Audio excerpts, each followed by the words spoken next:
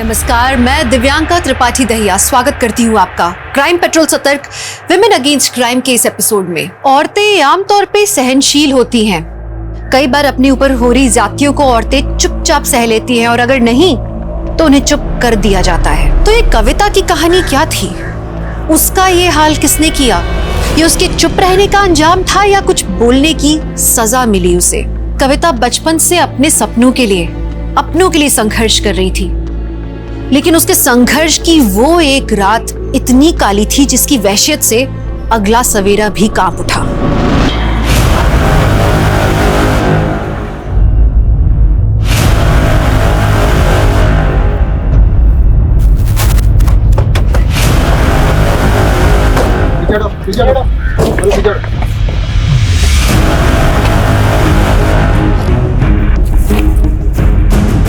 Sir जिंदा है, सांसें चल रही हैं। तुरंत गाड़ी में डालो, हॉस्पिटल पहुंचाओ, क्विक।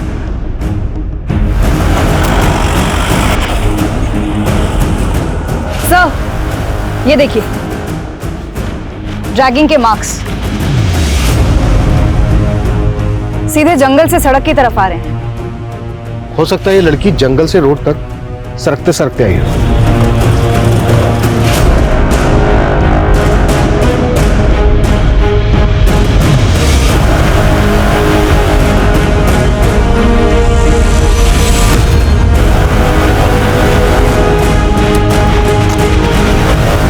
सर ड्रैगिंग के मार्क्स यहीं से शुरू होते हैं, इसके आगे कहीं भी ड्रैगिंग के मार्क्स नहीं है। लगता है घटना यहीं घटी है। उधर शराब की बोतलें और खाना देखकर लगता है किसी शराबी जुआरी ने इस घटना को अंजाम दिया है। लेकिन कोई रैंडम ऑफेंडर लड़की के हाथ पैर बांध के ऐसे क्यों छोड़ेगा?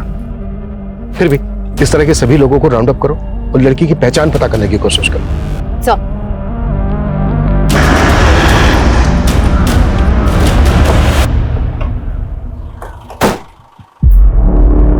सर लड़की की कंडीशन बहुत ही क्रिटिकल है।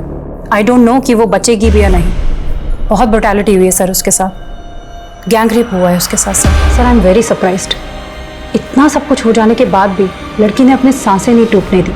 लड़की वाकई बहुत हिम्मत वाली है, तभी तो इतनी बुरी हालत होने के बावजूद खुद को 200 मीटर ड्रैग करते हुए रोड तक आ गई। लेकिन एक बात समझ में नहीं आ रही है, क्रिमिनल्स ने उसको इतना टॉर्चर किया, फिर उसको जिंदा क्यों छोड़ दिया होगा?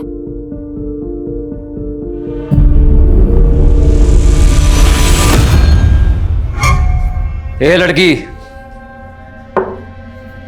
ए चल निकल, छोड़ दिया तुझे, जा जा।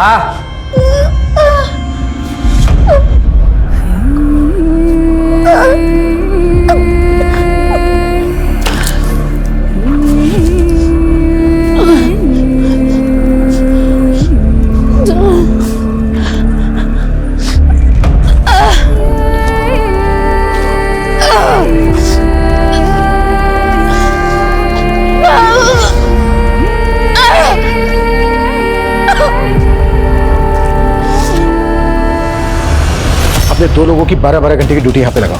ये लड़की मुझे 24 घंटे।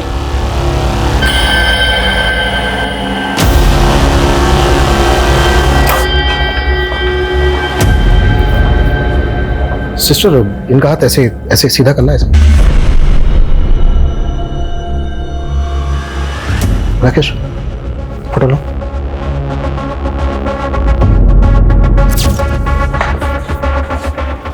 ये जो टैटू है इसमें किसी साउथ इंडियन लैंग्वेज में शायद ये कोई शब्द है। ये भी किसी का नाम हो। देखो, किसी मिसिंग कंप्लेन में इस तरह के टैटू का जिक्र है क्या? क्रिमिनल तक पहुंचने के लिए हमें इस लड़की की पहचान पता करना बहुत जरूरी है।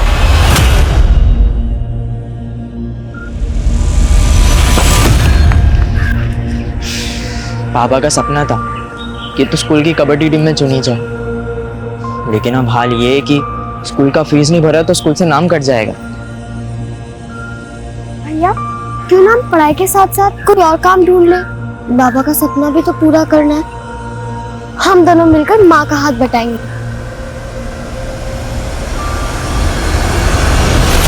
तो ऊपर वाला बड़ा निर्दयी है। अब इस उम्र में तुझे विधवा कर दिया, ऊपर से 2 बच्चों का भार।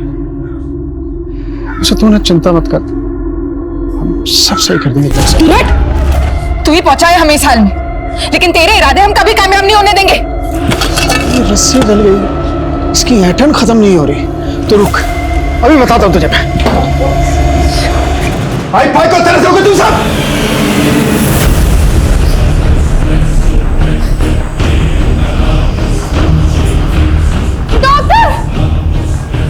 क्या हुआ?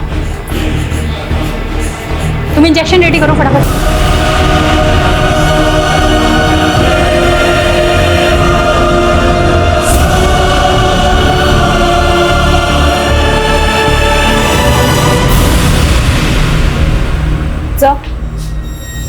इस केस से जुड़ी कोई मिसिंग कंप्लेन तो नहीं मिली और उस लड़की की आइडेंटिटी पर भी कोई लीड नहीं मिल रही है। मैंने पता किया, उस लड़की के हाथ में जो टैटू है वो कन्नड़ में वेंकट लिखा है। हो सकता है किसी आदमी का नाम हो जो उसके बहुत अजीज हो। सर, हो सकता है वो लड़की कर्नाटका से यहाँ आई। मानसी, एक काम करो, उस लड़की की फोटोग्राफ साउथ इंडिया के पुलिस हेडक्वार्टर्स में सर्कुलेट करो। Yes doctor. व्हाट? कोमा में चली गई? डॉक्टर जल्द से जल्द उस लड़की को कोमा से बाहर लाइए, इससे पहले कि क्रिमिनल्स अंडरग्राउंड हो जाएं। उसका स्टेटमेंट लेना हमारे लिए बहुत जरूरी है। सर, मैं अपनी पूरी कोशिश कर रही हूँ, लेकिन मैं सर कह नहीं सकती कि मैं लड़की को बचा पाऊंगी या नहीं बचा पाऊंगी। Okay sir.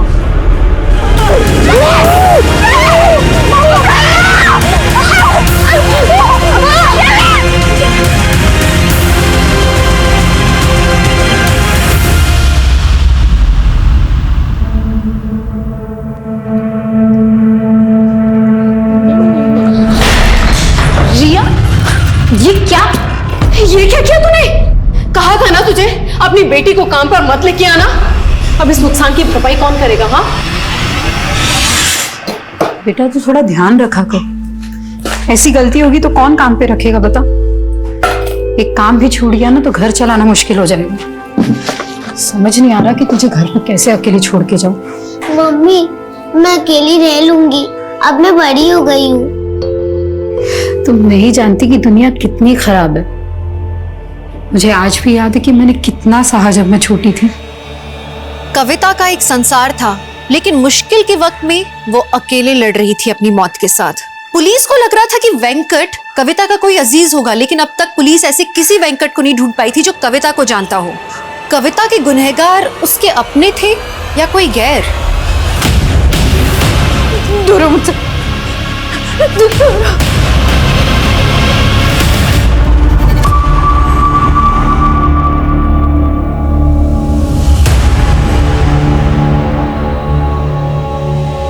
रिया बेटा, उठो बेटा, कुछ खा लो। आ जाओ, उठो बेटा, उठो। मुझे नहीं खाना, मुझे मम्मी के पास जाना है।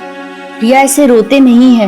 मैंने कहा ना मम्मी जल्दी आ जाएगी, कुछ खा लो। नहीं, आप रोज झूठ बोलते हो, मुझे मम्मी के पास जाना है। अच्छा, एक काम करते हैं, मैं ना तुम्हें मोबाइल पर कार्टून दिखाती हूँ, फिर खाओगी।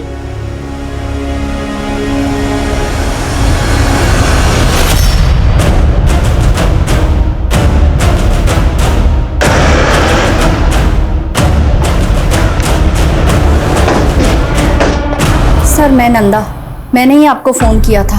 वो जब मैंने कविता की फोटो देखी, कविता मेरी किराएदार है और यहाँ अपनी बच्ची के साथ रहती है। इधर आओ बेटा। सर, वो जब से कविता गई है तब से ही ऐसी डरी डरी सी ही रहती है। कविता का पति कहाँ रहता है? वो यहाँ नहीं रहता। कविता ने बताया था कि उससे पहले से ही अलग हो गई है। कविता के पति का नाम क्या है और कविता कहाँ की रहने वाली है? उसके पति का नाम तो मुझे नहीं पता। हाँ, कविता झारखंड की रहने वाली है। अच्छा, कविता के हाथ पे ना एक टैटू है जिसमें कन्नड़ में लिखा है वेंकट। आप किसी ऐसे वेंकट को जानती हैं जिसको कविता जानती हो? नहीं सर, मैं कविता के बारे में ज्यादा नहीं जानती हूँ। अभी 4 महीने पहले ही वो यहाँ रहने के लिए आई थी। पर हाँ, उसका एक बड़ा भाई है और आखिरी बार वो उससे ही मिलने के लिए गई थी। हाँ कविता? दीदी, मैं अपने बड़े भैया से मिलने जा रही हूँ, आने में थोड़ी देर हो सकती है। आप तब तक रिया का ध्यान रखेंगे? हाँ हाँ बिल्कुल, अच्छे से रहना। बाय बेटा। बाय। लेकिन वो आई ही नहीं, और जब मैंने यहाँ की पुलिस को बताया तो उन्होंने भी कुछ ज्यादा इंक्वायरी नहीं की। कविता का भाई रहता कहाँ है? वो मुझे नहीं पता। कविता का नंबर तो होगा आपके पास? हाँ है। कविता के घर की तलाशी लो। हो सकता है कविता के घर में उसके पति और पति से रिलेटेड कोई क्लू मिल जाए। मित्र जी, आपको किसी पे शक है जो कविता का ही हाल कर सकता है? हाँ सर, एक आदमी है मंगल, और मैंने उसके बारे में पुलिस को भी बताया था, पर 2 महीने हो गए पुलिस उसे ढूंढ ही नहीं पाई। ढूंढ नहीं पाए मतलब? ये कौन है मंगल? क्या किया था इसने ऐसा? सर 1 नंबर का नशेड़ी है, पूरा मोहल्ला उससे परेशान रहता है। तुम दोनों को अभी अंदर करवाती हूँ। ठीक हो तुम? लोकल पुलिस से कांटेक्ट करो, पता करो मंगल कौन है, इसकी पूरी हिस्ट्री निकालो।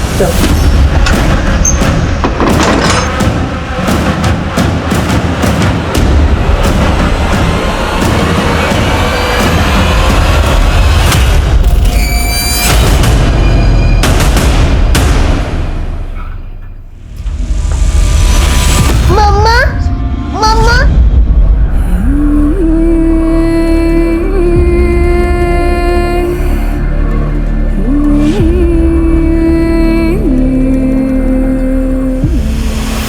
सर, गाजियाबाद पुलिस से मंगल और उसके दोस्त पिंटू का फोटो मिला है।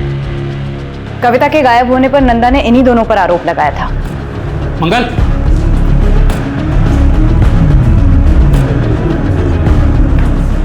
मंगल, पुलिस कविता के घर तक आ पहुंची है। मंगल और पिंटू की तलाश के साथ साथ हमें यह भी पता लगाना होगा कि कविता का पति इस वक्त कहाँ है। कविता आखिरी बार अपने भाई से मिलने गई थी तो कहाँ गई थी, और कविता का पति और उसका भाई कविता की पहचान के लिए आगे क्यों नहीं आए? कविता के घर से हमें ये 2 फोटोग्राफ मिले थे। हमें यह भी पता लगाना होगा कि कविता के साथ इनका क्या रिश्ता है। रिया बेटा, आप इनको जानते हो? कौन है ये? ये मेरे पापा है। अच्छा, तो ये आपके पापा हैं। बेटा नाम क्या है इनका? संपत। अच्छा बेटा, आपके पापा आपके साथ क्यों नहीं रहते? यह जो मैं कह रही हूँ उसे हमेशा याद रखना। अगर तुम्हें कोई भी छूता है तो तुम्हें पता होना चाहिए कि किस इरादे से छू रहा। अगर कोई तुम्हें यहाँ छुए या ऐसे पकड़े तो समझ लेना वो ठीक नहीं है, गलत है। वहां से भाग जाना या मदद के लिए जोर से चिल्लाना ठीक है।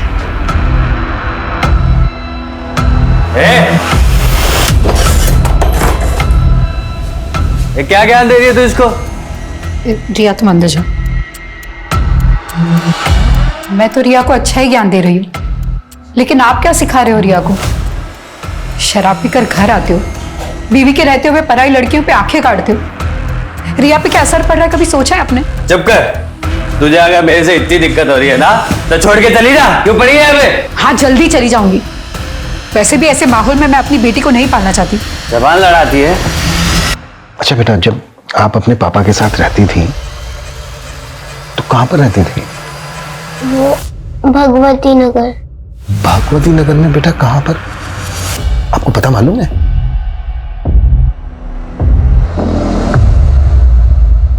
अच्छा बेटा, ये कौन है, इनको जानते हो? ये मेरे प्रवीण मामा है। तो बेटा ये जो साथ में है ये आपकी मामी होंगी, है ना? हाँ, सुजाता मामी। बेटा आपकी नंदा आंटी ने बताया था कि आपकी मम्मी आपके प्रवीण मामा से मिलने गई थी। आपको पता है वो क्यों गई थी, और आपके प्रवीण मामा और मामी कहां पर रहते हैं? पता नहीं। आपके प्रवीण मामा और मामी का कभी कोई झगड़ा हुआ था? चॉकलेट? नहीं, ये ऐसे नहीं मिलेगी। पहले मामा को ये लो तुम्हारी चॉकलेट। ये मामी, आपको पता है मैंने कल ड्राइंग बनाई। अच्छा, चलो दिखाओ मुझे। भाभी चाय 2 मिनट में आई। अरे कविता, तुमने रिया का एडमिशन कराया ना स्कूल में? वो भैया दाखिले से पहले बच्चे के माँ बाप का भी इंटरव्यू लेते हैं। इसके लिए हमें अंग्रेजी सीखनी पड़ेगी। बस कैसे भी करके उसका वहां दाखिला हो जाए। भैया वहां स्पोर्ट्स भी है। अच्छा। अब हम तो कबड्डी प्लेयर बन नहीं पाए, पर रिया हमारे बाबा का सपना जरूर पूरा करेगी। अच्छा है ना? बनेगी ना तो कबड्डी प्लेयर? हाँ मम्मा, मैं बहुत बड़ी कबड्डी प्लेयर बनूंगी। ओह अच्छा अच्छा, तो आपकी मम्मी आपको कबड्डी प्लेयर बनाना चाहती है ना? Strong girl. अच्छा बेटा, आपकी मम्मी के ना यहाँ पर हाथ पर बेटा ये कन्नड़ में ना एक नाम लिखा है, वेंकट। बेटा आप बता सकते हो ये वेंकट कौन है?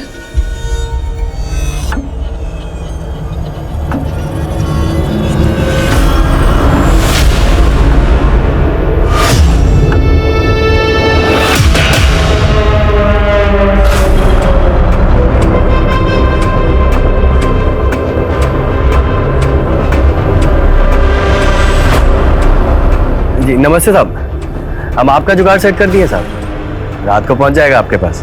जी साहब, हमारा भी ख्याल रखिएगा। सर, कविता का फोन 7 अगस्त को मीरा बाग में स्विच ऑफ हुआ और कविता हमें 11 अगस्त को डीवी कॉलोनी की बैक रोड पर मिली। पॉसिबल है 7 अगस्त से लेकर 11 अगस्त तक लगातार कविता को टॉर्चर किया जा रहा हो। अच्छा, कविता के कॉल रिकॉर्ड्स में कविता के पति संपत, उसके भाई प्रवीण और वेंकट के नंबर मिले क्या? इनके नंबर्स तो नहीं मिले, लेकिन सुजाता का नंबर मिला है। सुजाता ये कविता के भाई प्रवीण की वाइफ? Yes sir. सर, ये नंबर पुरानी बस्ती मोहल्ला नीमसराय के एड्रेस पे रजिस्टर्ड है। एक और बात सर, सुजाता का नंबर 7 अगस्त को मीरा बाग में स्विच ऑफ हुआ और अभी तक बंद है। सुजाता और कविता का फोन एक साथ एक लोकेशन पे स्विच ऑफ होना, ये कोइंसिडेंस नहीं हो सकता। सुजाता से अच्छे से पूछताछ करनी होगी। और रिया ने हमें बताया कि रिया अपनी माँ और पिता संपत के साथ भगवती नगर में रहती थी। एक काम करो, भगवती नगर में संपत का फोटो सर्कुलेट करो, शायद संपत को लेकर वहां से कोई लीड मिल जाए। कविता और संपत 4 महीने पहले अलग हुए थे। पॉसिबल है ये संपत कविता के साथ इन 4 महीने से फोन कांटेक्ट में ना हो। कविता के 4 महीने पहले के कॉल रिकॉर्ड्स निकलवाओ, उसमें शायद हमें संपत, प्रवीण और वेंकट के नंबर मिल जाए। सर,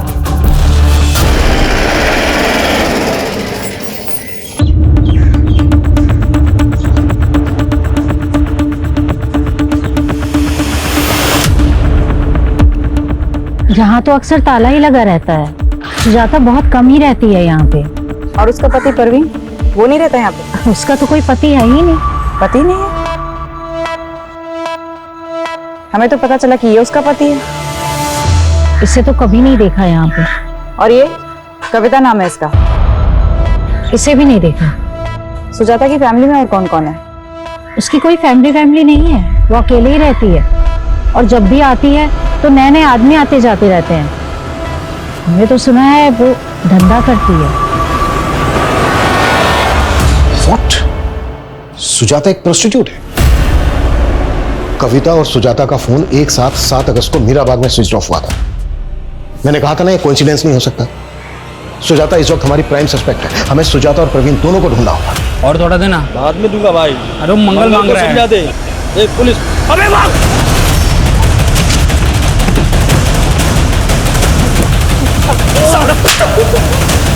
ये बोल, कविता के साथ क्या क्या किया तूने और मंगल ने? अब मैंने कुछ नहीं किया कविता के साथ। वो मंगल ने कुछ किया होगा तो मुझे नहीं पता साहब। मंगल का है? मैं नहीं जानता साहब मंगल का है। जब तक ये मंगल का पता ना बता दे कुत्ता साले को। साहब मैं नहीं पता साहब। सर, स्कॉच सर्विसेज के एक वेब पोर्टल पर सुजाता का फोटो मिला, ये देखिए। बुक करो इसे और ट्रैक करो। संपत के बारे में कुछ पता चला? सर, उसके झारखंड वाले घर में भी ताला लगा हुआ है। झारखंड पुलिस से पूछा तो पता चला कि संपत दिल्ली के किसी बार में वेटर है, लेकिन कौन से बार में ये नहीं मालूम चला। तो मालूम करो संपत क्यों और किस मकसद से गायब है। कहीं ऐसा तो नहीं है कि वो इस केस का राजदार है?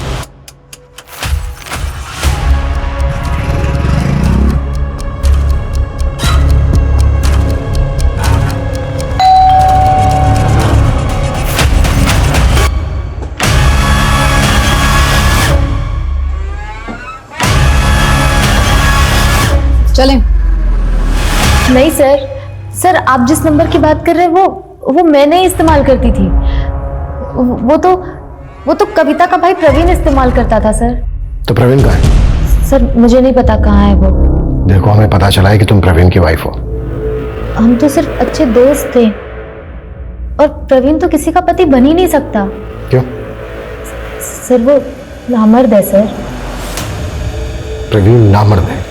मैं झूठ नहीं बोल रही हूँ सर। इसीलिए तो वो सबसे अपनी पहचान छुपाता रहता था। लेकिन वो शुरू से ऐसा नहीं था सर, उसे नामर्द बना दिया गया था।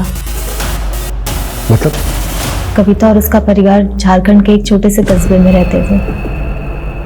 वहाँ पे जमीन के विवाद में कोई नारायण नाम का आदमी, उसने उसके बाप को मरवा दिया और उसी आदमी ने उसकी माँ का रेप करने की भी कोशिश की। सर, उन दोनों के साथ कभी कुछ सही नहीं हुआ। वो बेचारे अपनी माँ को लेकर शहर आ गए। हमारे पड़ोस में ही रहते थे। उसकी माँ और उसकी बहन घर घर जाकर काम करके अपना गुजारा कर रहे थे वो लोग। और इस हादसे के बाद तो प्रवीण जैसे डिप्रेशन में चला गया था। कई सालों तक तो हमें लगता था कि प्रवीण को कोई दिमागी बीमारी है। वो इतना चुप चुप रहता था। सर, कविता ने मुझे कभी नहीं बताया कि प्रवीण के साथ क्या हुआ है, लेकिन मैं मन ही मन प्रवीण को पसंद करती हुई। और फिर एक दिन मैंने उसे बाजार में इसे देखा।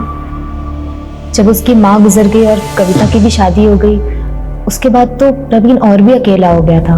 लेकिन मैंने एक सच्चे दोस्त के नाते उससे मिलना बंद नहीं किया। वो तो कविता के बेटे और उसके पति को भी अपनी सच्चाई नहीं बताया। उन्हें यही लगता है कि मैं उसकी बीवी हूँ। लेकिन तुमने अभी तक ये नहीं बताया कि प्रवीण कहाँ है। सर, कई महीनों से मैं प्रवीण से नहीं मिली हूँ। कविता का पति कहाँ है अब? इस बारे में मुझे नहीं पता सर। कविता कौन से गांव की रहने वाली है? गोदा गांव के रहने वाले हैं वो लोग। कविता के हाथ में यहाँ टैटू है एक, जिसमें कन्नड़ में लिखा है वेंकट। ये वेंकट कौन है? मुझे नहीं पता सर।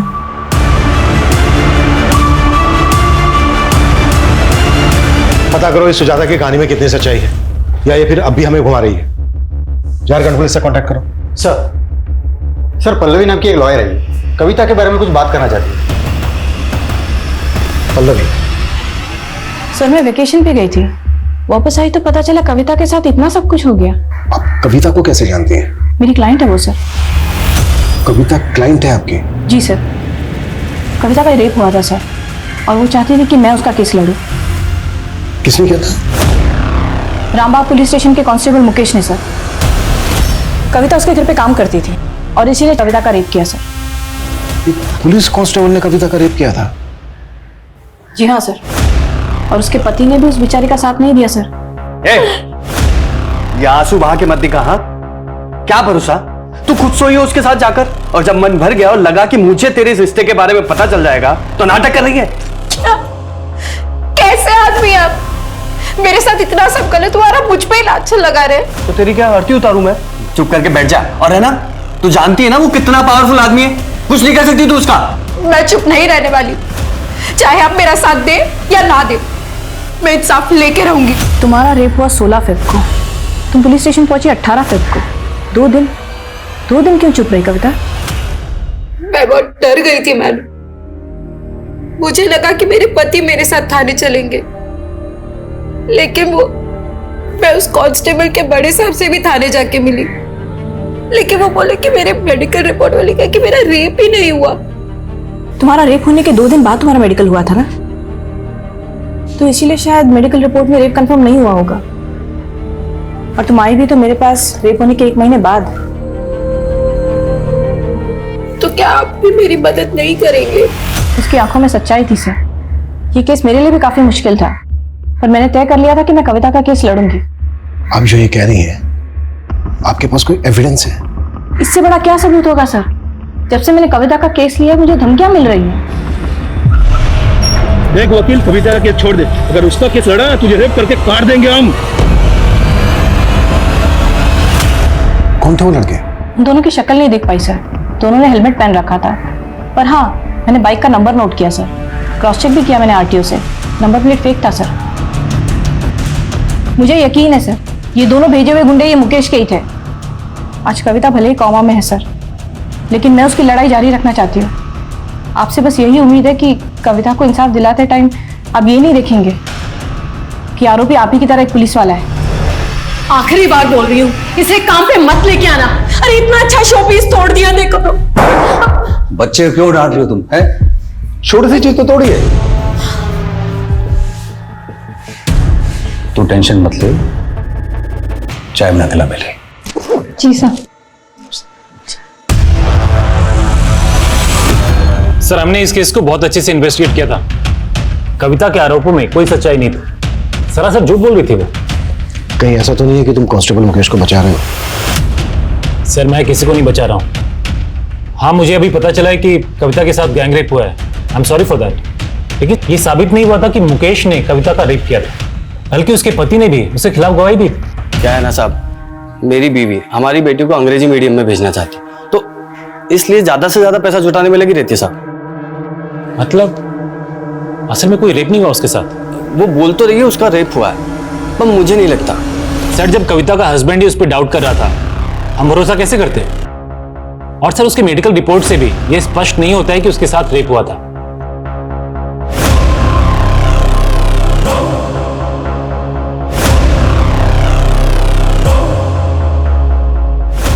नहीं सर, ऐसा नहीं है जैसा आप कह रहे हैं। सर दरअसल क्या है कि कविता की बेटी ने हमारे घर में एक कीमती सामान तोड़ दिया। मेरी बीवी उदिता ने उसकी बेटी को डांट दिया। बस सर इसी खुंदक में उसने मुझे बदनाम करने की कोशिश की। लेकिन उसके पति ने तो स्टेटमेंट दिया है कि वो ये सब करके तुमसे पैसा वसूल करना चाहती थी। कहीं ऐसा तो नहीं है कि वो स्टेटमेंट देने के लिए तुमने उसके पति को खरीद लिया था? सर मैंने ऐसा ना तो किया है और ना ही मेरे खिलाफ कोई ऐसा आरोप साबित हुआ है। इनफैक्ट मैं तो छुट्टी लेके चला गया था जब ये इन्वेस्टिगेशन शुरू हुई थी, ताकि इन्वेस्टिगेशन अच्छे तरीके से हो जाए। और फाइनली सच्चाई निकल कर आई सबके सामने और मुझे मेरी वर्दी वापस मिल गई। पर उसने कसम खाई थी तुम्हारी वर्दी उतरवाने की। वो भी कोर्ट में जाना चाहती थी तुम्हारे खिलाफ। कहीं ऐसा तो नहीं है कि इसी डर की वजह से तुमने? सर मैं अभी भी रेडी हूँ। आप जो इन्वेस्टिगेशन करना चाहते हैं कर लीजिए, और अगर कोई भी चीज़ मेरे खिलाफ आती है तो मैं सजा पाने के लिए भी तैयार हूँ।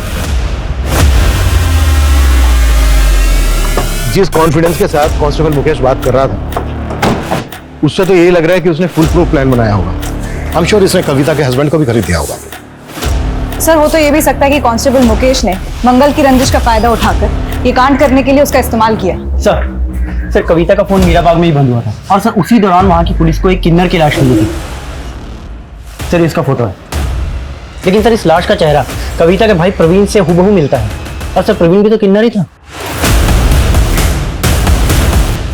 इसका मतलब सिर्फ कविता ही नहीं, बल्कि कविता का भाई प्रवीण भी क्रिमिनल्स के टारगेट पे था। जी सर, सुजाता ने हमें जो इन्फॉर्मेशन दी थी वो भी सही थी सर। 12 साल पहले कविता के पिता सुबोध की हत्या हुई थी, जिसका प्राइम सस्पेक्ट नारायण ही था। लेकिन सर पुलिस को नारायण के खिलाफ कोई सबूत नहीं मिला था। पर क्या 12 साल पुराने उस हादसे का इस केस से कोई कनेक्शन हो सकता है? शक के आधार पर पुलिस नारायण को भी इन्वेस्टिगेट कर रही थी। 12 साल पहले हुए गुनाहों से ज्यादा उसने मौजूदा वक्त में बर्बरता देखी। जिंदगी के अलग अलग पड़ावों में उसने ज्यादतियों के पहाड़ ढोए हैं। बचपन में उसकी मासूमियत पर वार किया गया, और शादी हुई तो पति की घरेलू हिंसा का वार किया गया। बेटी को अच्छी शिक्षा देने के लिए उसने काम शुरू किया तो उसकी अस्मिता पर वार किया गया। क्या उसे किसी भी मोड़ पर इंसाफ मिलेगा? इस बात को नहीं झुटलाया जा सकता कि उसके साथ गैंग रेप हुआ था, और उसका शरीर ही नहीं, अब उसकी आत्मा भी चोटिल थी। उसकी बची कुछ ही सांसें भी इंसाफ के लिए गुहार लगा रही थी, लेकिन इंसाफ की लड़ाई जारी रख पाना अब उसके लिए बहुत मुश्किल नजर आ रहा था। क्या उसके गुनहगार उसके अटूट हौसले से भी ज्यादा ताकतवर थे? राकेश, 7 अगस्त को कविता को अपनी किस पार्टी के पास भेजा था तूने, जिसने उसका यह हाल किया? साहब मैं मानता हूँ मैं गलत आदमी, ये लड़कियों का धंधा करता हूँ, पर साहब मैंने कविता के साथ कुछ भी गलत नहीं किया। कांस्टेबल मुकेश से कितने पैसे लिए तूने? साहब मैंने कोई पैसे नहीं लिए साहब। तो तुझे यकीन था कि कविता का रेप नहीं हुआ? साहब तब यकीन नहीं था, पर अब लग रहा है बहुत बुरा हुआ उसके साथ साहब। साहब लेकिन मैं इसमें शामिल नहीं हूँ साहब। साहब सच बोलो, माँ कसम साहब। वेंकट कौन है? वेंकट? हाँ वेंकट, कविता के हाथ पे कन्नड़ में लिखा है वेंकट। कौन है ये? हाँ साहब, वो कविता के कलाई पे साउथ इंडिया भाषा में कुछ लिखा तो था, पर साहब मुझे नहीं पता वो वेंकट लिखा था साहब। साहब वो बोली थी वो शादी के पहले का लिखा था, उसकी माँ के साथ कर्नाटका गई थी तो मंदिर के बाहर गुदवाया था। ये मंगल तेरे रैकेट का हिस्सा है ना? मैं नहीं जानता साहब किसी मंगल को।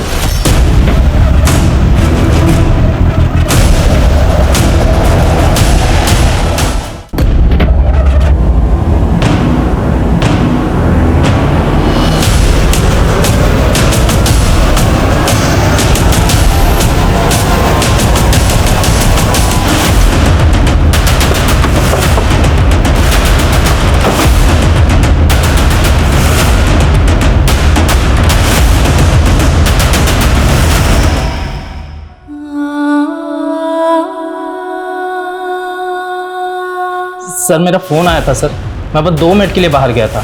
इतने में समझ नहीं आ रहा कौन अंदर गया। तुम्हारे इस फोन और 2 मिनट के चक्कर में एक इंसान की जान चली गई। सीसीटीवी फुटेज निकलो। सर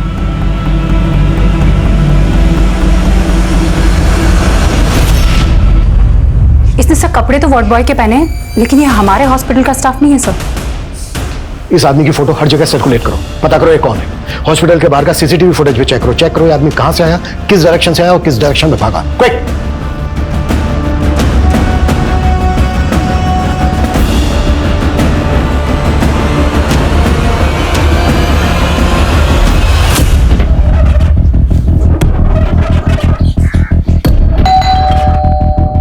सर, फोन ट्रेस हो गया है, इसकी लोकेशन।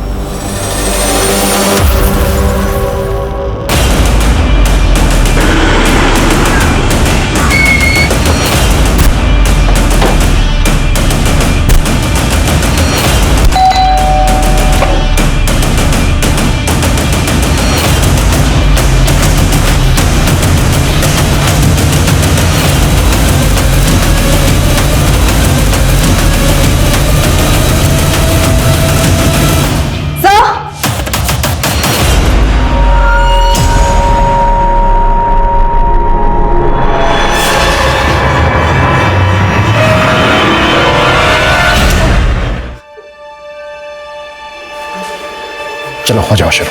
बताता हूँ सर, बताता हूँ सर। पहले हमने उसके भाई को मारा।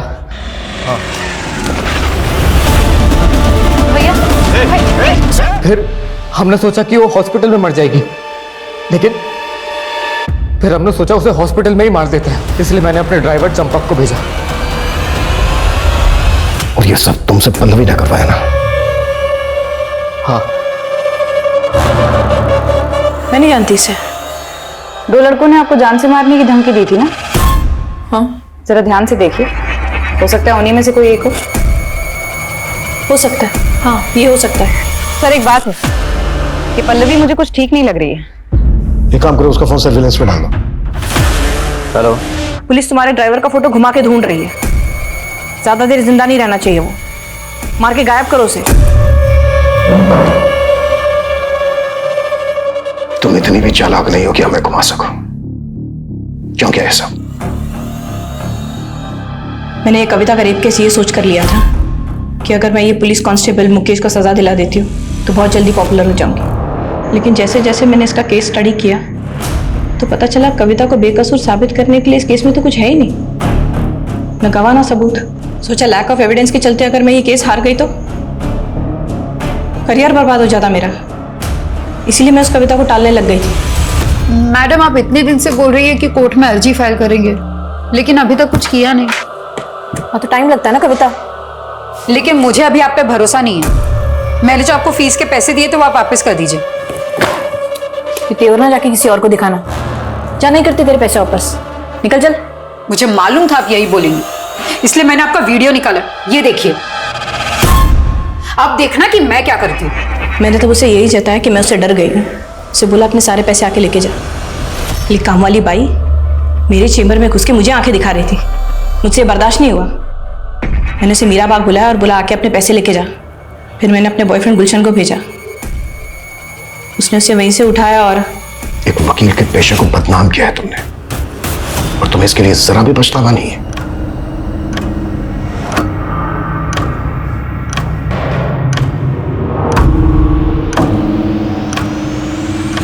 हम अक्सर देखते हैं कि इंसाफ की लड़ाई सौदेबाजी का व्यापार बन जाती है। सच को अक्सर मक्कारी से दबा दिया जाता है, जो हमारे मन में कानून के लिए अविश्वास पैदा करता है। यही वजह है कि पल्लवी से धोखा खाने के बाद भी कविता ने कानून का दरवाजा नहीं ठकठकाया और उसके बाद उसके छल में फंसकर अपनी जान गंवा दी। लेकिन कविता का इंसाफ आज भी अधूरा है। मंगल तो पुलिस की गिरफ्त में आ गया, लेकिन मुकेश आज भी सलाखों के पीछे नहीं पहुंच पाया। कविता का अंत इसलिए भी दर्दनाक है क्योंकि उसकी बेटी रिया इतनी छोटी सी उम्र में अकेली हो गई। रिया का भविष्य कैसा होगा ये सोच के भी डर लगता है, क्योंकि इस दुनिया में एक बच्ची के लिए, एक औरत के लिए जैसे दिन ब दिन वहशियत बढ़ती ही जा रही है। लेकिन नहीं, अब और सहन नहीं करेंगे। देखते हैं हमारे आज के एपिसोड की दूसरी कहानी। किसकी थी वो लाश जिसे दर्द के सन्नाटे में जला दिया गया? कौन थी वो लड़की जिसे दिन दहाड़े कुचल कर मार दिया गया। ऐसे कई उलझे हुए सवालों और रोंगटे खड़े करने वाले जवाबों से भरा हुआ है ये एपिसोड। नमस्कार, मैं दिव्यांका त्रिपाठी दहिया स्वागत करती हूँ आपका क्राइम पेट्रोल सतर्क विमेन अगेंस्ट क्राइम के आज के एपिसोड में। जब किसी औरत के साथ कोई क्राइम होता है तो सिर्फ वो मुजरिम नहीं, कहीं ना कहीं उसके लिए हमारा पूरा समाज भी जिम्मेदार होता है। वैसे लड़कियां पढ़ रही हैं, आज वो तरक्की कर रही हैं, अपने पैरों पे खड़ी हो रही हैं, लेकिन कहीं ना कहीं हमारा समाज उन्हें बार बार महसूस कराता है कि वो अबला हैं। उनके मन में बचपन से ही एक छाप पड़ी होती है कि वो एक लड़की है, वो कमजोर है, वक्त आने पर किसी हैवान का वो सामना नहीं कर सकती और अगर कभी कुछ गलत हो जाए तो वो चुप रहे, गरिमा बनाए रखे। फिर ये तो संसार का नियम है कि एक दुर्बल किसी ना किसी पापी के पाप का निशाना बन ही जाता है।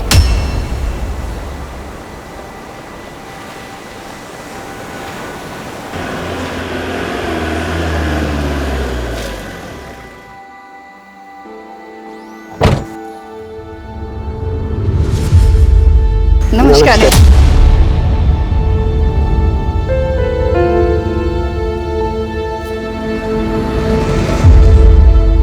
आपने इस एनजीओ में आके यहाँ की औरतों का मनोबल बढ़ाया है, उसके लिए धन्यवाद। धन्यवाद तो हमें आपको कहना चाहिए गरिमा जी, क्योंकि ऐसे बहुत कम लोग रहते हैं जो ऐसे निस्वार्थ समाज की सेवा करते हैं। अब तो बस यही लोग हमारा परिवार है। गरिमा ताई सचमुच में देवी है, हमेशा हमारी मदद करती हैं। अगर गरिमा ताई नहीं होती ना तो मेरा बेवड़ा पति मुझे और मेरे बच्चे को जान से मार डालता। हर औरत के अंदर ना दुर्गा का रूप होता है। जिस दिन अपनी इस शक्ति को पहचान लोगी ना, किसी में हिम्मत नहीं होगी तुम्हारे साथ कुछ भी करने की। अब यहीं पे खड़े रह के बातें करेंगे, आइए नेता जी।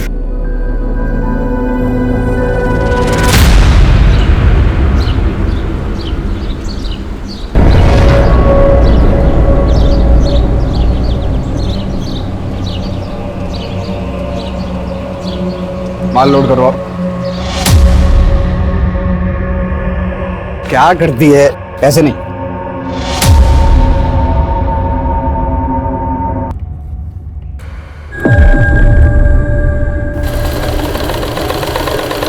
ठीक है,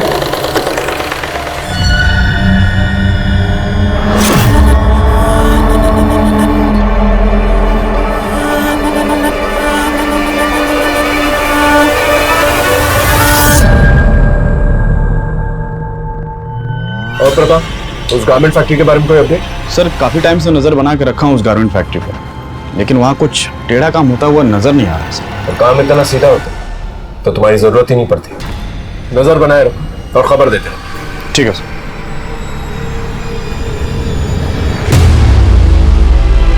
आई बहन जी, आई बैठिए बैठिए आप। अरे झुम्पा, कहाँ रह गई? आई चलिए, चलो चलो हल्दी लगाना शुरू करो। अच्छा काजल ताई, हमें शादी करके भूल तो नहीं जाओगी? चल अरे ऐसे कैसे भूल जाएगी? हम भूलने थोड़ा देंगे, और वैसे भी तुझे तो इसके साथ दहेज में भेजेंगे।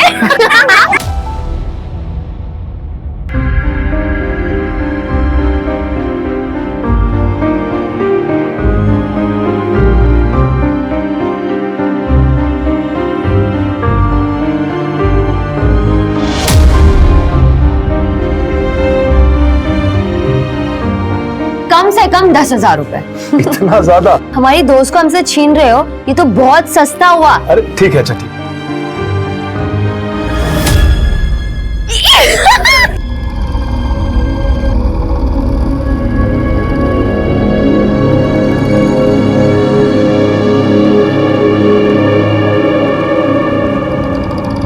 इतने ज्यादा रुपए देने की क्या जरूरत थी? तुम अभी तक वही सोच रही हो?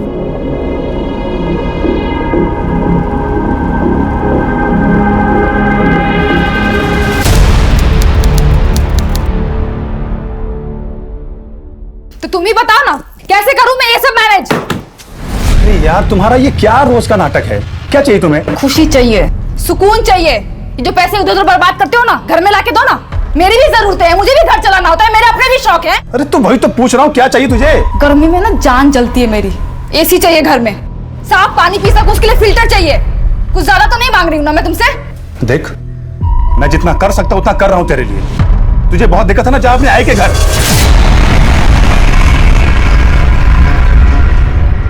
काजल बेटा, दो बर्तन साथ में होंगे तो खनक तो उठेगी ना। अरे निखिल ने तुझसे गुस्से में कह दिया कि आई के पास चली जा, इसका मतलब ये तो नहीं ना बेटा कि तू अपना घर पति सब छोड़ के आ जाएगी। मम्मी निखिल मेरा बिल्कुल भी ख्याल नहीं रखते। मम्मी पत्नी हूं ना उनकी जिंदगी में क्या हो रहा है जानने का हक है ना मुझे। वो कितना कमाते हैं, कहाँ खर्च करते हैं, कहाँ उड़ाते हैं, मुझे कुछ भी नहीं बताते। अब तुम्हें बताओ कैसे चलाऊंगी घर में। बेटा सब ठीक हो जाएगा, तू चिंता मत कर। काजल काजल काजल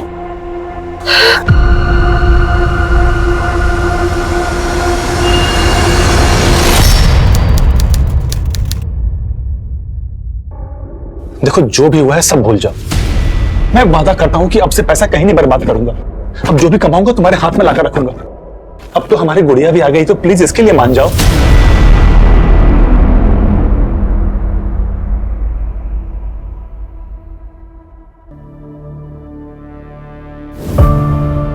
अरे कैसी तू? बस आप ही का नाम लेती है गरिमा ताई। इतनी बड़ी हो गई है ये। गरिमा ताई वो पैसों का कुछ बंदोबस्त हुआ क्या? मधु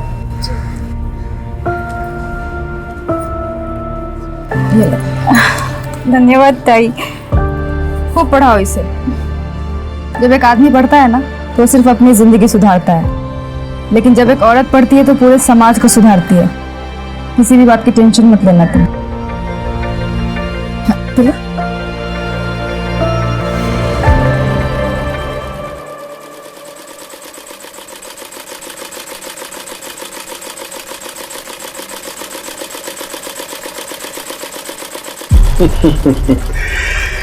घर की पुरानी सिलाई मशीन से इस फैक्ट्री तक का सफर तय करने में 6 साल लगे हमें। इस जगह ने बहुत सारे लोगों को रोजगार दिया है, उपलब्धि है अपने आप में। आइए आगे देखते हैं। आइए। डैमेज फैब्रिक की जो कलरिंग होती है उसका काम हम यहाँ करते हैं। काफी बड़ा एरिया है। आइए आपको आगे दिखाते हैं। और ये हमारा गोडाउन।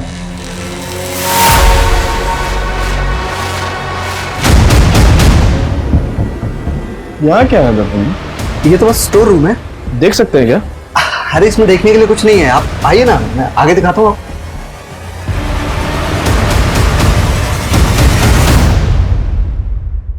सर उस गारमेंट की फैक्ट्री से मीरा रोड के एक नंबर पर अक्सर बात होती है। किसी टूर एंड ट्रेवल्स के ऑफिस का नंबर है सर। मीरा रोड जाके पता कर, अगर एक भी क्लू मिल गया ना तो इस गारमेंट फैक्ट्री की खैर नहीं। जी सर। मुझे कुछ समझ नहीं आ रहा, मैं क्या करूं? मुझे तुमसे मिलना है।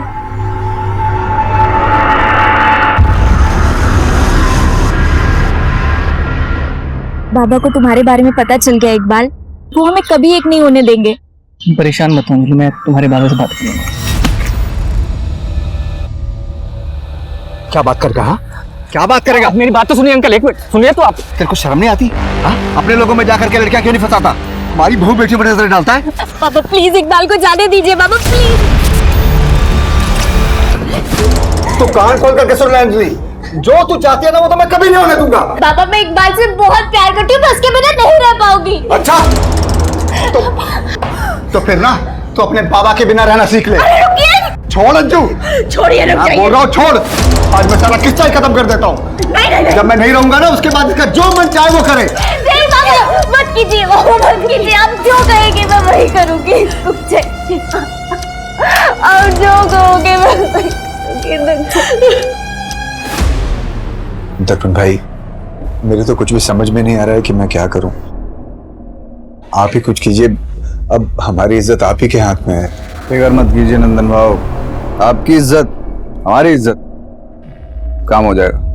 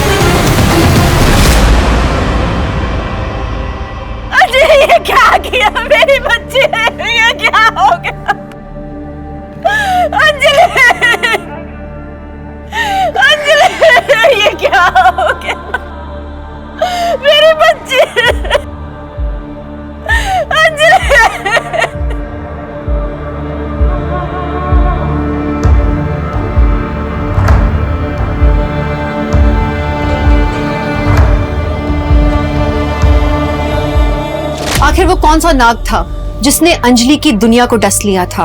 अंजलि को इकबाल से प्यार था और उसका ये प्यार का रिश्ता उसके माता पिता को मंजूर नहीं था।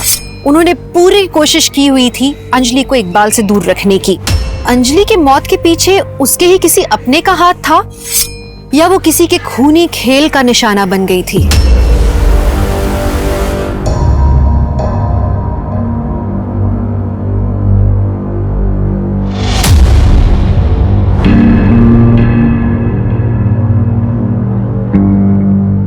कुछ भी करो, मैं और ज्यादा बर्दाश्त नहीं कर सकती। मैं तुमसे और ज्यादा अब दूर नहीं रह सकती।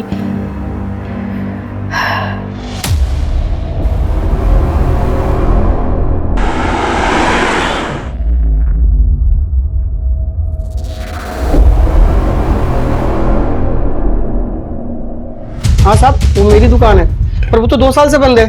अगर 2 साल से बंद है तो तुम्हारी दुकान की लैंडलाइन से गारमेंट फैक्ट्री के नंबर पे रेगुलर कॉल्स क्यों जा रहे हैं? सर, इस नंबर का बिल तो मैंने 2 साल से नहीं भरा। मुझे लगा अब तक तो डिस्कनेक्ट हो गया होगा। एक मिनट रुकना,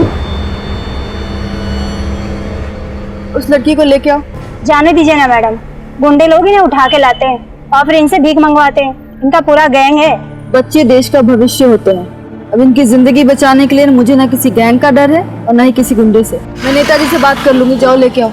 जी मैम, जाते हैं। हेलो बेटा।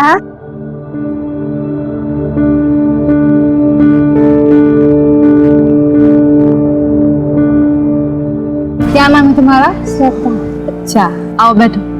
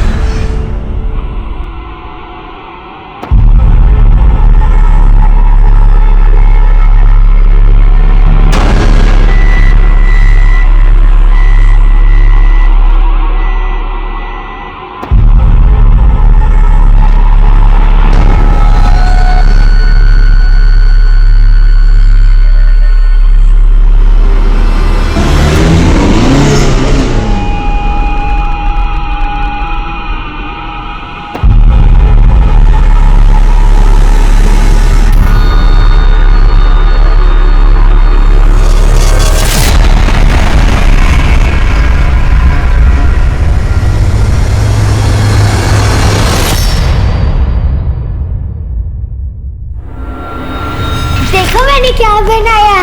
क्या बनाया?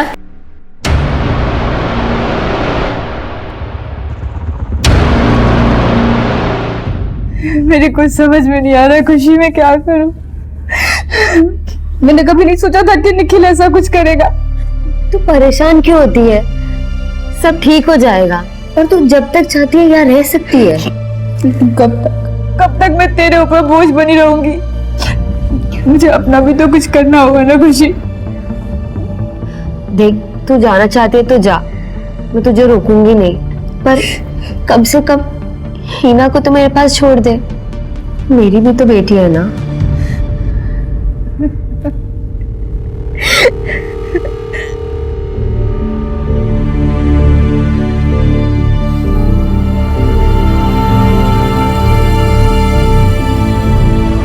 सर, मैंने मीरा रोड के टेलीफोन एक्सचेंज में जाकर उस दुकान के फोन नंबर के बारे में पता किया। सर, उसके लैंडलाइन का बिल वो रेगुलर कैश में जमा कर रहा था, लेकिन वहां के ओनर सिंह ने तो कहा था कि उसे इस बारे में कुछ भी पता नहीं। अगर शॉप बंद थी, लैंडलाइन से फोन कॉल कर रहा था। हो सकता है नकली चाबी बनवाई। इस सिंह से ज्यादा पूछताछ नहीं की ना? नहीं सर। और लैंडलाइन भी नहीं कटवाई? नहीं सर। गुड।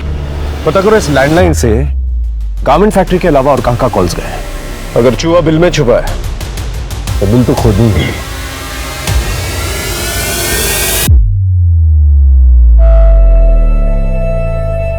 अरे किधर गई?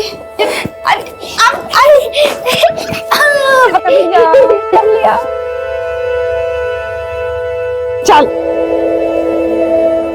अच्छा, तुम्हारे आ जाने के बाद ना इस शैतान की शैतानियां और बढ़ जाती है। मम्मी, मैं आपको मेरा ड्राइंग दिखाऊं? हाँ। संभाल कर। तू कैसी है? ज्यादा परेशान तो नहीं करती ना? बहुत परेशान करती है, लेकिन मुझे एक बात बताना, अगर बेटी अपनी माँ को परेशान नहीं करेगी तो किसे परेशान करेगी? थैंक यू खुशी। अगर तू नहीं होती ना तो पता नहीं मैं क्या करती। मैं गुमसुम काजल से गरिमा ताई कभी नहीं बन पाती, लेकिन मैं यहीं तक रुकने वाली नहीं हूँ। मैं ना औरतों की जितनी मदद हो सके ना उतनी मदद करूंगी। मुझे कुछ ठीक नहीं लग रहा है।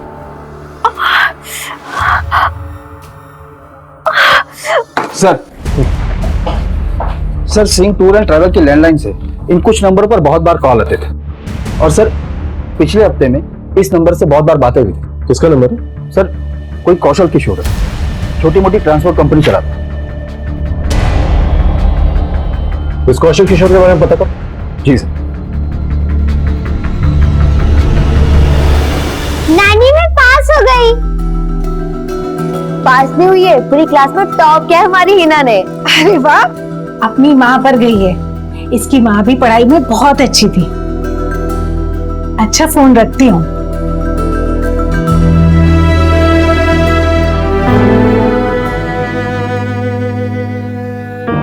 काजल ने हमारी जिद पर निखिल से शादी की थी।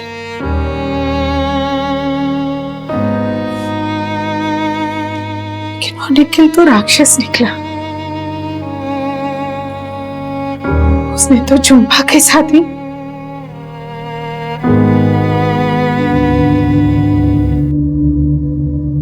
झुम्पा, तुझे कितनी बार कहा है खाना टाइम से खा लिया कर। होता ही, बस ये साफ कर लूं। अच्छा चल ठीक है। और ये हिना ना रात भर सोती है ना सोने देती है। अब जाके सोई है तो मैं सोचती हूँ थोड़ी सी झपकी मैं भी मार लूं। निखिल आने वाले होंगे, तुम उनको खाना खिला देना। होता ही। चल और तू भी खा ले जल्दी। होता ही।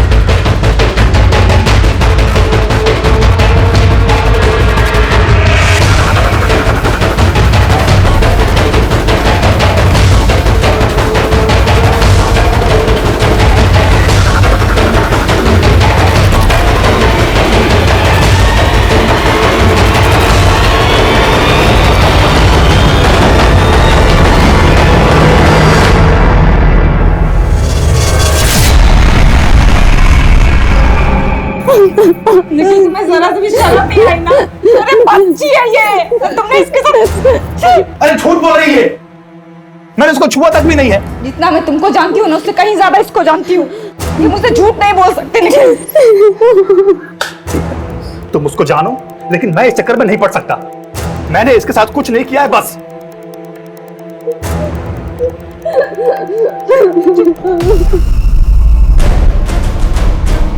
तुम्हें क्या लगा था कि तुम मेरा पति हो तो मैं तुम्हें माफ कर दूंगी?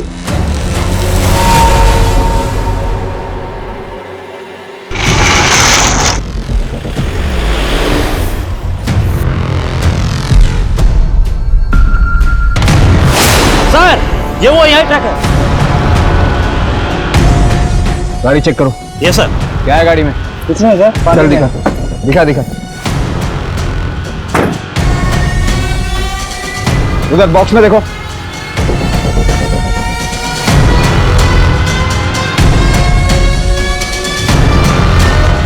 सर ये तो ड्रग्स है।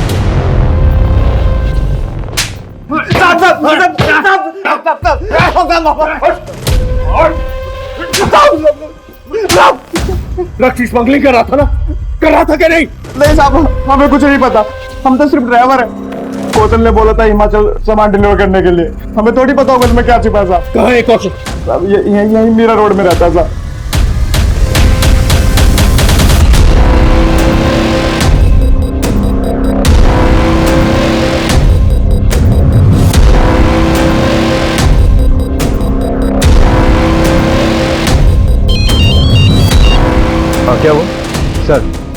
वो निकल गया।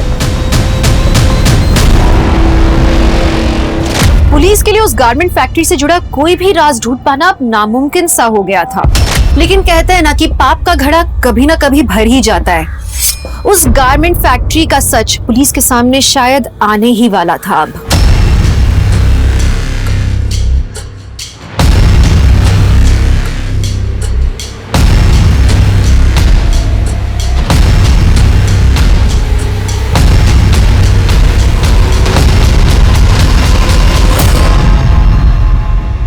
सर मुझे कंप्लेन लिखवानी है। क्या हुआ? मेरे साथ कुछ गलत हुआ है। बड़े सर किधर है? क्या हुआ?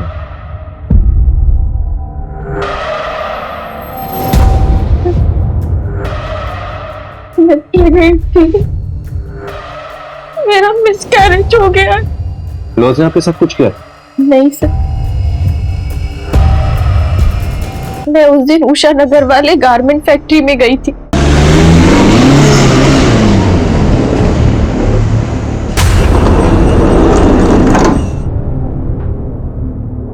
मुझे लगता है कि वहां मेरा किसी ने रेप किया। लगता है मतलब? क्या आपको पता नहीं आपके साथ रेप हुआ या नहीं? सर मैं बेहोश थी। किसने किया आपको बेहोश?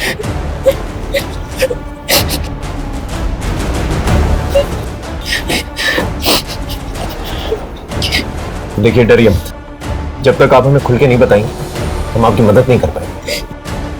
सर मेरे पति यूएस रहते हैं, अभी 5 महीने पहले ही गए।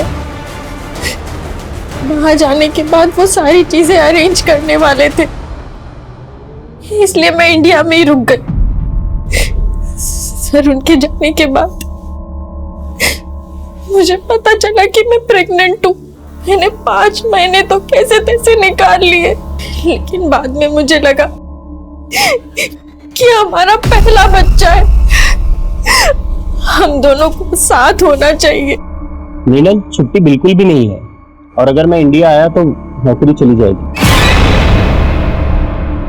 सर मैं अपने पति के पास जाना चाहती थी, मैं बहुत परेशान हो गई थी, बहुत परेशान हो गई थी। तुम यहाँ नहीं आ सकते, लेकिन मैं तो वहाँ आ सकती हूँ ना। अरे अभी अभी तो तुम्हारा यूएस का वीजा रिजेक्ट हुआ है। तुम प्लीज बात तो करो उससे। ठीक। क्या हुआ? किससे बात करने के लिए कहा था आपके पति? गारमेंट फैक्ट्री वाले दर्पण से।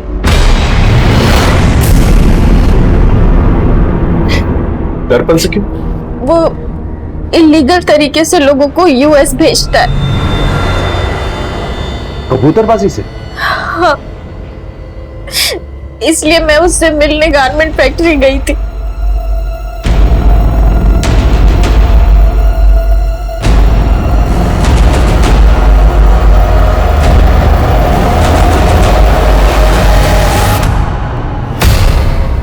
आप पक्का इस हालत में वहां जाना चाहती हैं? हाँ, मेरा जाना बहुत जरूरी है। मैं चाहती हूँ कि जब मेरा बच्चा इस दुनिया में आए तो मेरा पति मेरे पास हो। ठीक है फिर, ये देखिए, हम आपको पनामा के जंगल क्रॉस करवाएंगे, उसके बाद मैक्सिको पहुंचाएंगे, मैक्सिको से फिर यूएस बॉर्डर। लेकिन बॉर्डर क्रॉस करने में अच्छा खासा रिस्क होता है। हाँ मैं समझती हूँ। देखिए सफर काफी मुश्किल भरा होता है, कई बार ट्रक्स के अंदर, ऑयल टैंकर्स के अंदर छुप छुपा के जाना होता है।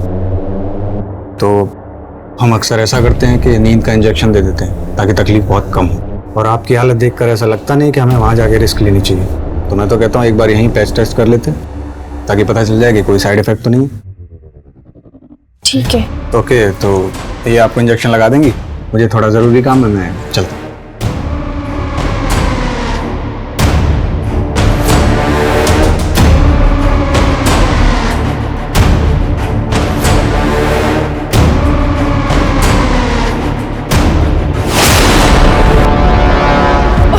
वहाँ मेरा रेप हुआ और दूसरे दिन मेरा मिसकैरेज हो गया। मुझे कुछ ठीक नहीं लग रहा है। मृणाल, क्या क्या हुआ?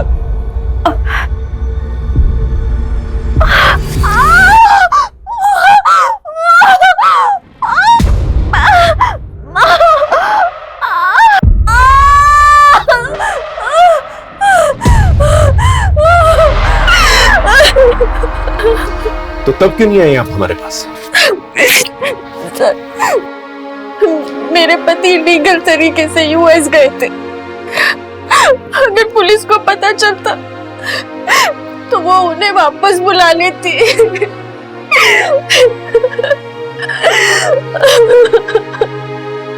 कहते हैं गलत काम का गलत नतीजा होता है, लेकिन मृणाल के पति की गलती की सजा इतनी बड़ी होगी उसने सोचा नहीं था। मृणाल की शिकायत के बाद पुलिस ने उस गारमेंट फैक्ट्री का पूरा सच जानने की कोशिश की, लेकिन उनके हाथ कुछ भी नहीं लगा। सर उस गारमेंट फैक्ट्री के खिलाफ तो कुछ नहीं मिला, लेकिन मृणाल के बयान से तो ये साफ है कि उस फैक्ट्री में उसके साथ रेप हुआ था। सर चलकर दर्पण को उठा लेते हैं ना। लेकिन ये साबित कैसे करेंगे कि मृणाल का रेप वहां पर हुआ था? लेकिन सर उस फैक्ट्री में कबूतरबाजी होती है, इस बिना पर रेड तो डाल सकते हैं वहां पे। कबूतरबाजी के लिए हम लोग वहां पर रेड भी मार रहे हैं, लेकिन बाकी जो इलीगल एक्टिविटीज होती है उसे कैसे साबित करेंगे? ये मत भूलो कि मृणाल का रेप वहां हुआ था, और मृणाल एक वाहिद लड़की जिसने उस गारमेंट फैक्ट्री के खिलाफ जो है कंप्लेंट की है। सबसे पहले तो उसका पति फंसेगा क्योंकि वो इलीगली यूएस गया था। पहले इस गारमेंट फैक्ट्री के खिलाफ सारे सबूत इकट्ठा कर लें, फिर action. I am very sorry sir, मैं जानता हूं कि मैंने गलत किया है। गलती की सजा तो जरूर मिलेगी। गलती की सजा तो मुझे मिल गई है सर। दर्पण ने तुम लोगों को कोई डॉक्यूमेंट दिया था? कोई भी डॉक्यूमेंट, टिकट वगैरह? नहीं सर, हमारे हाथ में तो उन्होंने कुछ भी नहीं दिया था सर। हम 5 लोग एक साथ गए थे, उनमें से एक ही बंदा था जिसके हाथ में सब कुछ था। पैसे कैसे दिए थे उसे? सब पैसे सब कैश में दिए थे। और दर्पण के बारे में किसने बताया था तुम लोगों को? नंदन भाऊ ने।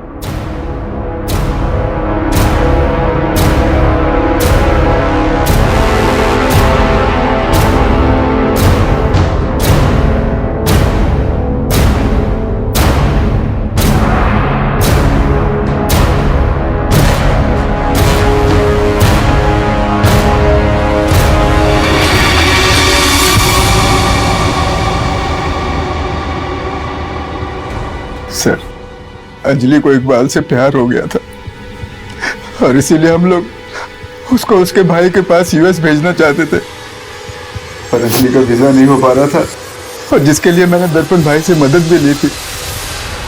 अंजलि गई थी मिलने के लिए उनसे, पर वापस आके अंजलि ने सुसाइड कर लिया था सर। आप लोगों को अजीब नहीं लगा कि गारमेंट फैक्ट्री से आने के बाद उसने सुसाइड कर लिया? हो सकता है वहां पर उसके साथ कुछ गलत हुआ हो। हमने तो यही सोचा था कि शायद अंजलि खुद यूएस नहीं जाना चाहती है और हम दोनों उसे जबरदस्ती भेज रहे थे, इसीलिए उसने शायद आत्महत्या कर ली हो। और आज तक हम लोग एक दूसरे को माफ नहीं कर पाए। ये दर्पण ने आप लोगों को कोई डॉक्यूमेंट्स वगैरह दिए थे? डॉक्यूमेंट्स? नहीं। इस अंजलि के केस को अच्छी तरह से खंगालो, उसके मोबाइल रिकॉर्ड, लोकेशन रिकॉर्ड, सब कुछ। जी सर।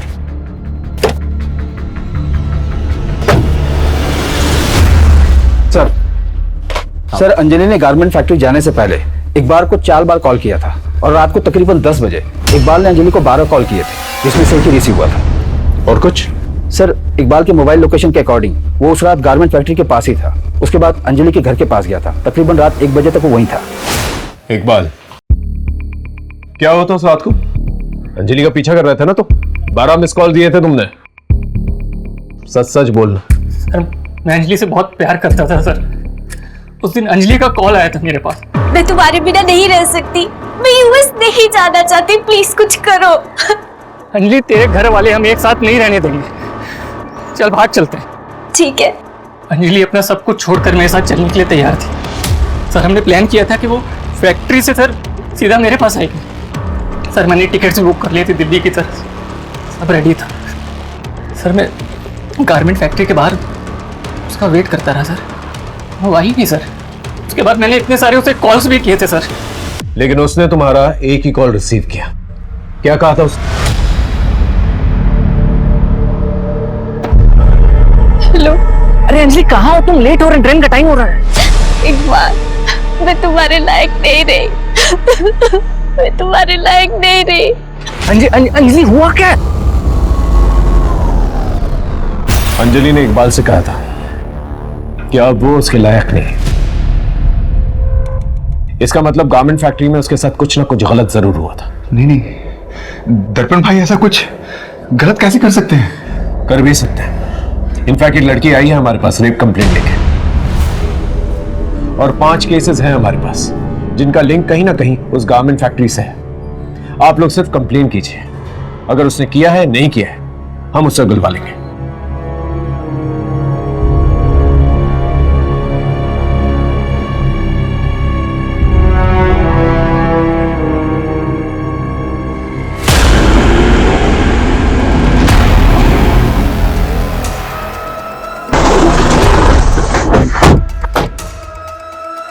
दुबे अच्छे से तलाशी लो। सर यहाँ बॉक्सेस में चेक करो। अरे देखो क्या है। क्या कर रहे हैं आप लोग? और वहां उस कमरे में भी चेक करना। आप लोग ऐसे नहीं आ सकते। ये रहा सर्च वारंट, देखो क्या मिलता है।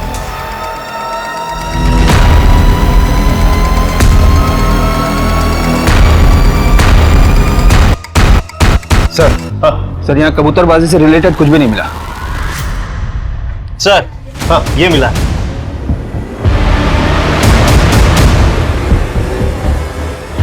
सर मुझे नहीं पता ये सब यहाँ कैसे आया। क्या है ये? वो मैं लाया था साहब इनके लिए।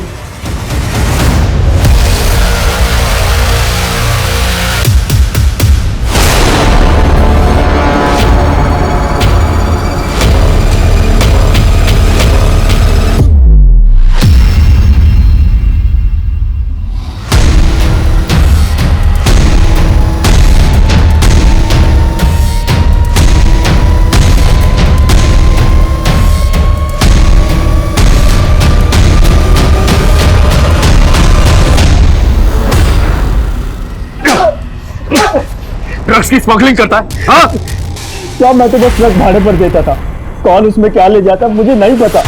किसे दीजिए ट्रक भाड़े? बोल। साहब वो सिंह टूर्स एंड ट्रेवल्स को।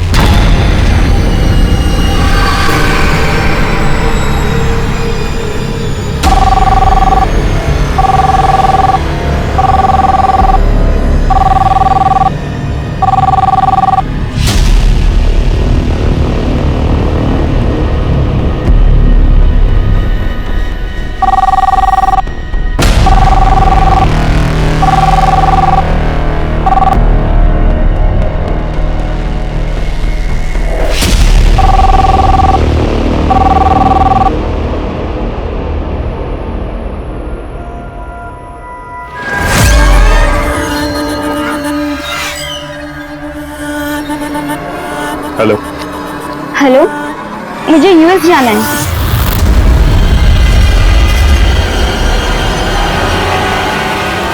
मैं यूएस में जॉब के लिए जाना चाहती हूँ, लेकिन मेरा वीजा नहीं हो पा रहा है क्योंकि मेरे सर्टिफिकेट में थोड़ा प्रॉब्लम है। हो जाएगा, हम आपको मैक्सिको के रास्ते यूएस भेज सकते हैं, लेकिन रास्ता थोड़ा खतरनाक है इसलिए कई बार बेहोश करना पड़ता है। तो एक बार टेस्ट कर लें ताकि कहीं कोई साइड इफेक्ट तो नहीं। ठीक है।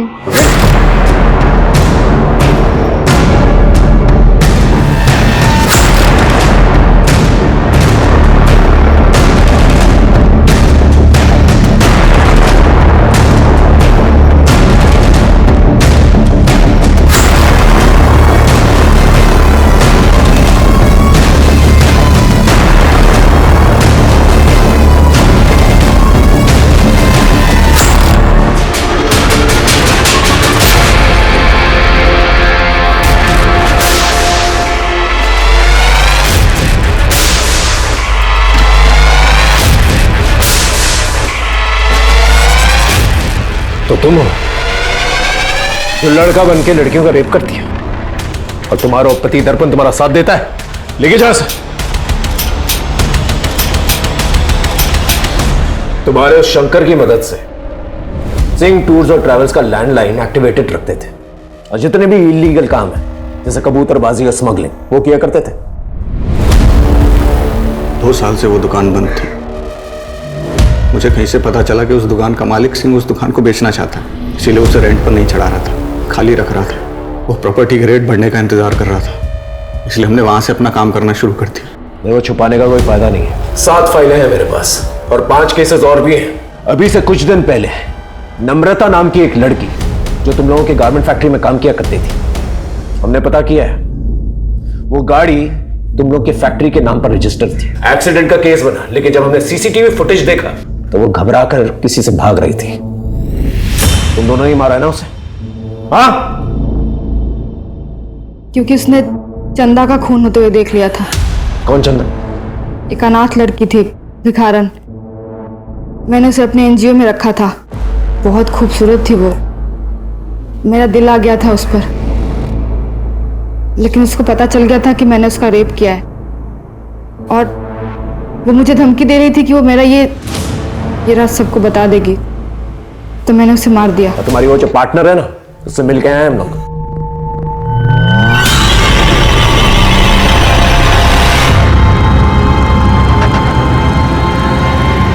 हाँ, मुझे लड़कियां पसंद है। मैं और खुशी शुरू से ही पार्टनर है।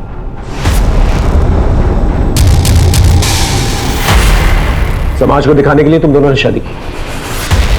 हाँ, मेरे और खुशी के बीच में डील हुई थी कि शादी के बाद हम दोनों अपने अपने पति के साथ रहेंगे, लेकिन हमारा रिश्ता कायम रखेंगे। और तुम्हारा पहला पति निखिल? मैं उससे खुश नहीं थी। उसके बूढ़े माँ बाप गाँव में रहते थे, अपनी कमाई का आधा हिस्सा वो उनको भेजता था। और वैसे भी शुरू से मुझे झुम्पा पसंद थी।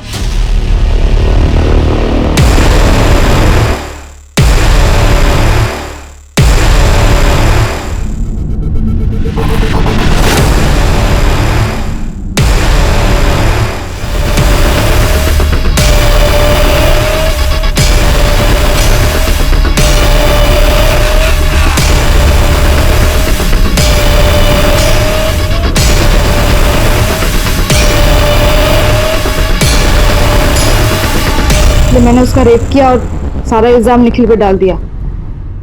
निखिल वो सदमा बर्दाश्त नहीं कर पाया और इसलिए उसने अपनी जान ली। और फिर तुमने दर्पण से शादी की? क्योंकि दर्पण मुझे समझता है। अंजलि का रेप भी तुम नहीं थे? बोलो।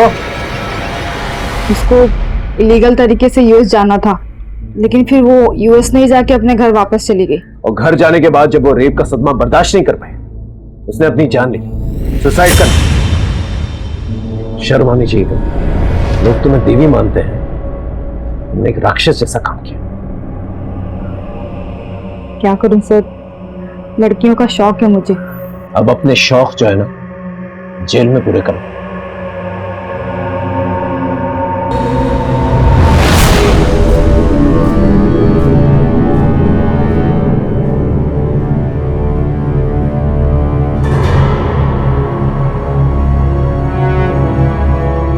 गरिमा का पर्दाफाश होते ही और भी लड़कियां सामने आईं। गरिमा और दर्पण को 12 लड़कियों के रेप और नम्रता और चंदा के मर्डर के लिए गिरफ्तार किया गया। सोचिए ना, अगर पहले की किसी लड़की ने कंप्लेन कर दी होती तो आज न जाने कितनी लड़कियों की जिंदगी बर्बाद होने से बच जाती। आज अंजलि, नम्रता, चंदा जिंदा होती। हमारा समाज कुछ भी गलत होने पर औरतों को ये क्यों सिखाता है कि अपने पर संयम रखो, कुछ मत बोलो, चुप रहो। ये सीख सबसे गलत है। अगर आपके साथ कुछ गलत होता है तो अपने मुंह पर ताला मत लगाइए, बोलिए, क्योंकि एक के चुप रह जाने पर अपराधी का मनोबल बढ़ता है और वो एक के बाद एक अपराध करता जाता है। कहते हैं यहाँ हर चेहरे पर एक नकाब चढ़ा है। जो चेहरा बहुत मासूम सा लगता है, हो सकता है उसके पीछे एक बहुत ही शैतानी दिमाग छुपा है। कब, कहां और कैसे किसी को अपराध अपनी गिरफ्त में ले ले, कोई कह नहीं सकता। अगर हम एक बार भी गलत रास्ते पर चलने का निर्णय लेते हैं तो उसके बाद सब कुछ तय है कि गलत ही होता जाता है। इसलिए जरूरी है कि हमेशा हम कानून के दायरे में रह के सब काम करें, क्योंकि कानून का दायरा एक ऐसी लक्ष्मण रेखा है जिसे लांघने पर बदनसीबी का शिकंजा जिंदगी के गले पर कसता जाता है।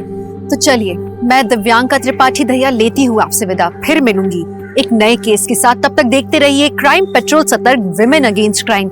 एक औरत पर वार, अब हर औरत का भार। जय हिंद। इस तरह के और भी एपिसोड देखने के लिए हमारे चैनल को सब्सक्राइब करें और बेल आइकन दबाना ना भूलें।